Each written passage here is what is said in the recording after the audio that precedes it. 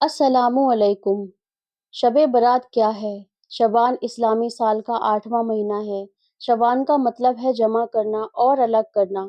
अल्लाह के प्यारे रसूल सल्लल्लाहु अलैहि वसल्लम फरमाते हैं, शबान मेरा महीना है, रजब अल्लाह का महीना है और रमज़ान मेरी उम्मत का महीना है।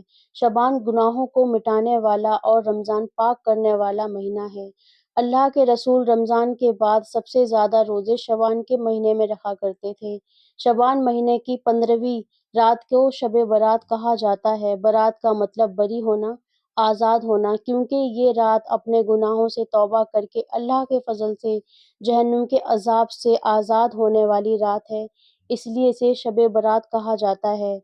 इसे बरकत वाली रात, दोजख से निजात पाने वाली रात और रहमत वाली रात भी कहा जाता है।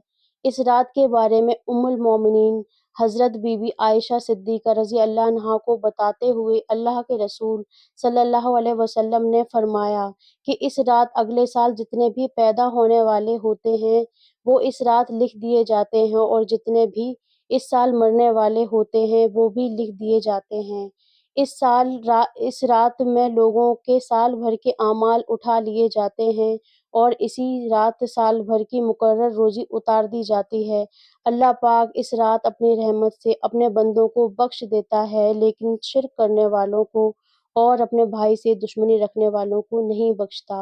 रोज़ी में बरकत के लिए दुआ करने वालों को रोज़ी में बरकत अता की जाती है। बीमारों के लिए दुआ मांगने वालों पर बीमारों को बीमारी से शिफा दी जाती है।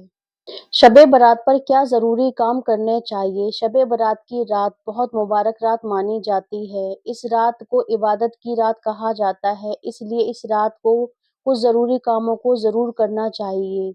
ये रात नफ़िल नमाज पढ़ने में, तिलावत करने में और दुरूद और दुआ पढ़ने के साथ-साथ अपने गुनाहों से तौबा करने में बिताई जाए, ताकि अल्लाह की रहमत हमारे गुनाहों पर पर्दा डालकर हमें दोज़ख की आग से बरी होने का हकदार बना दे। इस रात इबादत में गुजारने के बाद रोज़ा रखा जाए, ये सुन्नत है, लेकिन इसे पटाखों का त्योहार समझना नादानी है, जो सरासर नाजायज़ और हराम है। इस रात में अल्लाह पाक बनी कलब की बकरियों के बाल की तादाद के बराबर गुनहगारों को जहन्नुम से आज़ाद फरमा देता है, लेकिन काफिर, दुश्मनी रखने वाले, रिश्ता तोड़ने वाले, माँ बाप की नाफरमानी करने वाले और शराब पीने वालों पर रहम नहीं फरमाता। ऐसे लोगों की बख्शीश नहीं होती। इस रात का फैज़ हासिल करने के लिए चाहिए कि अपने गुनाहों से सच्ची तौबा करें। अगर माँ-बाप नाराज़ हैं तो उन्हें खुश किया जाए, क्योंकि जब तक वो राज़ी नहीं होंगे तब तक अल्लाह भी राज़ी नहीं होगा।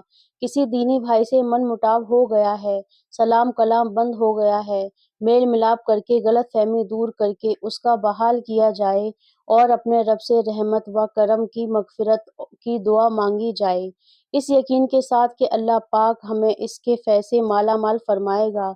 इस रात में इबादत करने का सवाब दूसरी रातों के मुकाबले ज़्यादा मिलता है। एक हदीस में है, जो आदमी इस रात 100 रकअत नफ़िल नमाज़ पढ़ेगा तो अल्लाह उसके पास 100 फ़रिश्ते भेजेगा। उनमें से 30 फ़रिश्ते उसे जन्नत की बशारत सुनाएंगे, 30 फ़रिश्ते उसे दोज़ख के अज़ाब से महफूज़ रहने की खुशखबरी देंगे, 30 फ़रिश्ते उसे दुनिया की बलाओं और मुसीबतों से बचाएंगे और 10 फ़रिश्ते शैतान के वसवसे और धोखे से बचाएंगे। इस रात मुस्तफ़ा जान रहमत सल्लल्लाहु अलैहि वसल्लम की उम्मत पर अल्लाह की ख़ास रहमतें नाज़िल होती हैं।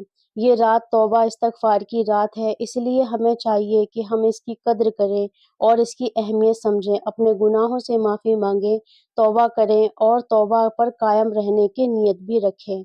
आमीन।